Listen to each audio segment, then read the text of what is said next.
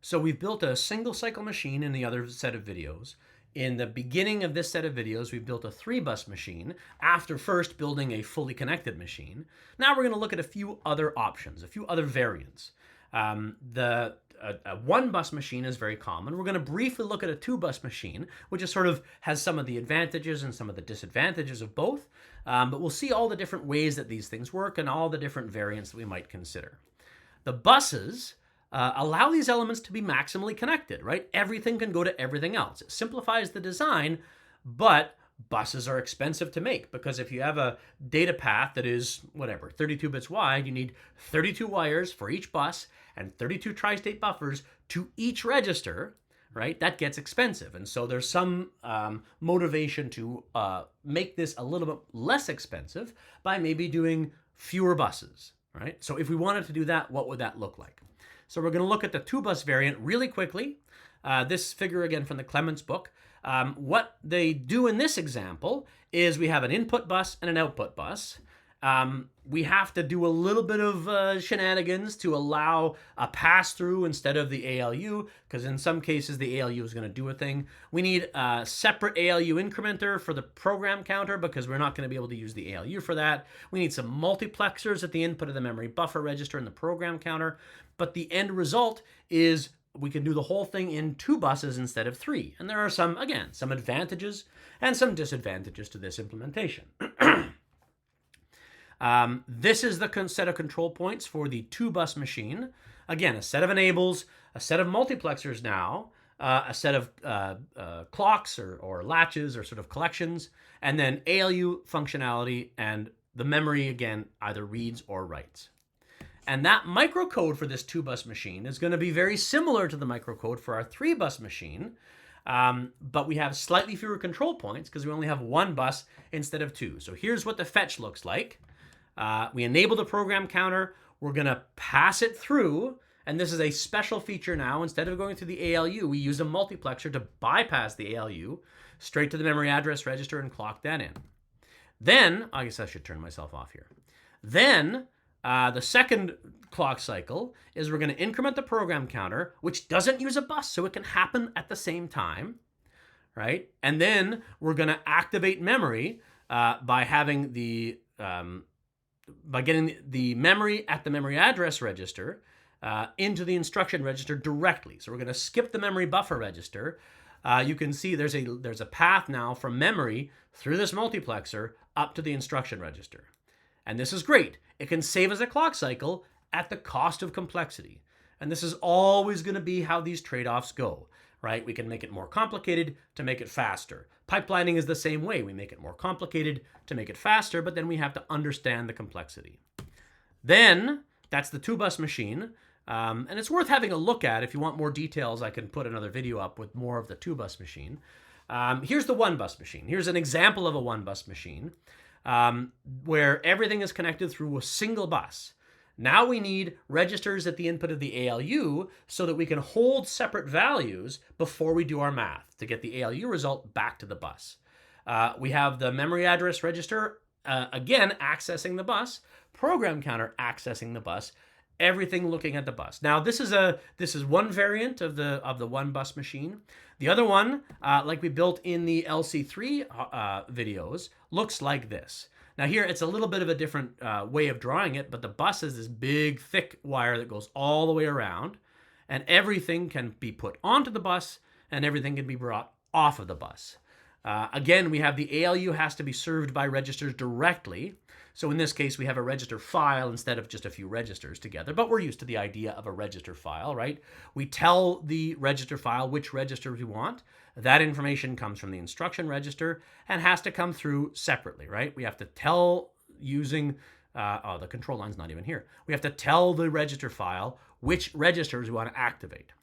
We have to make some choices here about how to calculate the effective address, which will be then sent to the memory address register here, right? And then the memory data register can put information back on the bus.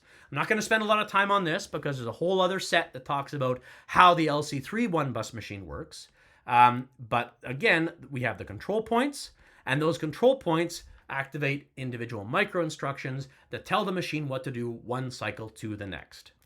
right? And these control points are built into a micro operation finite state machine that makes these choices. And we've talked about this in some detail already, so I'll just skim over it. Everything about the microcode is sort of the same as the regular machine, except writ small, as it were. We have a micro program counter, which says where to look in the micro memory for the list of control points that makes these bits of hardware do the thing. Right? So we have a micro program counter, we have a micro memory address register, we do a micro fetch and a micro execute. But the idea with a microcode is that everything happens in a single clock cycle. So we can't often, when we talk to students about this idea, they're like, well, why don't we go further? If we have a micro machine, why don't we have a nano machine? Well, because this is now the smallest unit of time in a computer, which is a single clock cycle. You can't get stuff happening faster than that. That's why we have the micro machine to drive the macro machine or the full-size machine to complete an instruction.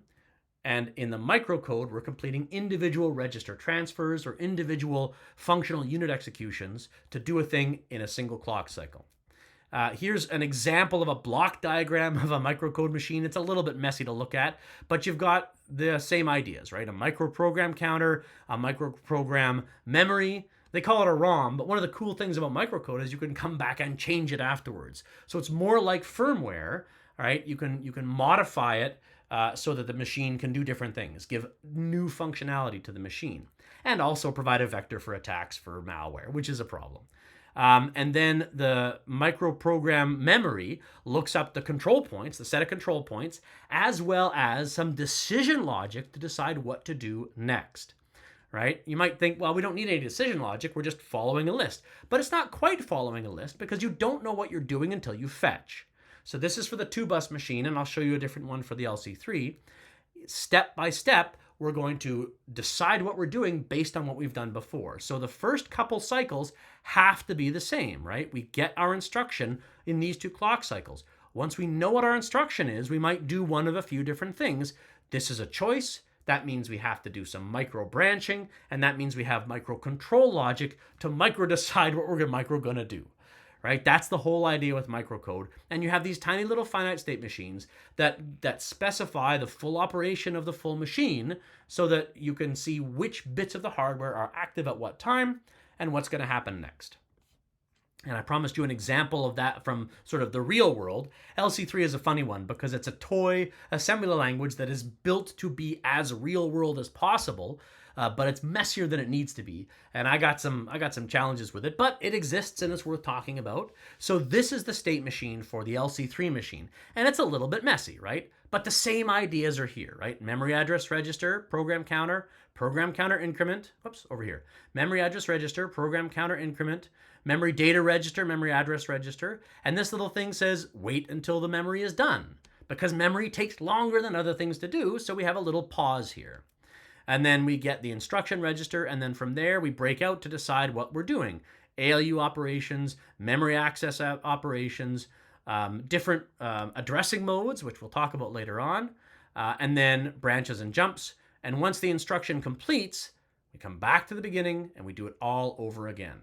And this is going to be the case for any microcoded processor. We're going to have a finite state machine like this that describes the steps of operation to get us from the beginning of an instruction where we don't know what we're doing, past the fetch, so we do know what we're doing, and then the sequence of instructions to actually do that thing. So that's our microcoded machine, and then other sets of videos will talk about how to actually expand that into a pipeline machine, and then how to do other things with these microcode ideas.